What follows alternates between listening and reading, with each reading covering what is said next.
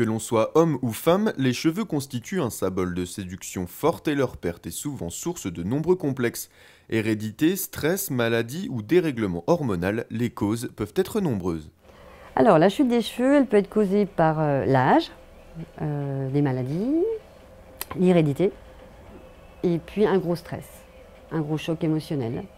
Les hommes sont plus touchés par la chute des cheveux que les femmes. 66% de la population masculine est concernée, dont 38% deviennent chauves.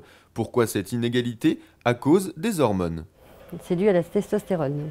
Donc, il y a l'hérédité qui joue aussi, mais la testostérone joue beaucoup sur les hommes au niveau de la puberté. Donc, les femmes les perdent moins, elles ne se retrouvent pas avec une grosse calvitie, comme vous pouvez voir certaines personnes, certains hommes surtout. Donc, c'est très rare, ça peut arriver, mais c'est très très rare. Nous perdons chaque jour des dizaines de cheveux, voire même une centaine. C'est normal car ils se renouvellent. En revanche, la chute peut être plus importante et s'accélérer.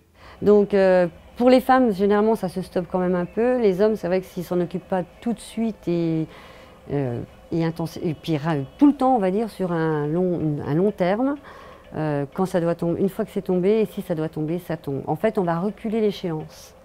On va la reculer au lieu d'être chauve à 25, on va être chauve à 45. Mais si ça doit tomber, ça tombe. Et les produits qu'ils font à l'heure actuelle, si vous les arrêtez, ça retombe, quoi. Donc en fait, quand vous le commencez, il ne faut jamais arrêter. Tous les jours, on perd une moyenne de 80 cheveux par jour. C'est le renouvellement du cheveu. Le cheveu, il a une durée de vie de 7 ans. Il tombe, il est remplacé par un autre. La nature est bien faite, on ne perd pas tout d'un coup. Donc tous les jours, on en perd un peu et il y en a un autre qui prend la place. Alors quand on en perd vraiment beaucoup, que ça bouche le lavabo, là oui, il faut s'inquiéter. Ouais. Même si la science effectue chaque jour de nouvelles avancées, à l'heure d'aujourd'hui, on ne sait toujours pas faire repousser les cheveux. Mais rassurez-vous, il existe quand même d'autres alternatives. Effectivement, quand on est jeune, il faut le prendre tout de suite.